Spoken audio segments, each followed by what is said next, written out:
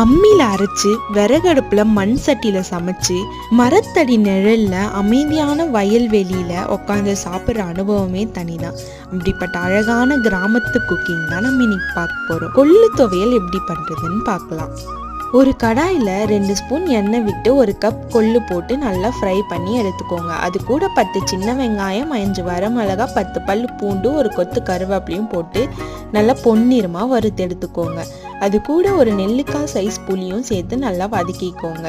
நம்ம வதக்கினது எல்லாம் இப்போ அம்மியில் வச்சு அரைச்சி எடுத்துக்கலாம். நீங்களும் கிராமத்து வாழ்க்கையை என்ஜாய் பண்ணி எக்ஸ்பீரியன்ஸ் பண்ணியிருந்தீங்கன்னா மறக்காமல் உங்களோட அனுபவத்தை கமெண்ட்டில் ஷேர் பண்ணிக்கோங்க. துவையலில் தேவையான அளவு கல்லுப்பு சேர்த்து அரைச்சி எடுத்துக்கோங்க. ஒரு கடாயில் கொஞ்சமாக எண்ணெய், கடுகு, கருவேப்பிலை போட்டு தாளித்து ஊற்றினீங்கன்னா டேஸ்டி அண்ட் ஹெல்த்தியான கொள்ளு துவையல் ரெடி. இந்த மாதிரி வீடியோஸ்க்கு நந்தூஸ் கிச்சனை சப்ஸ்கிரைப் பண்ணிக்கோங்க. தேங்க்ஸ் ஃபார் வாட்சிங். See you in the next video.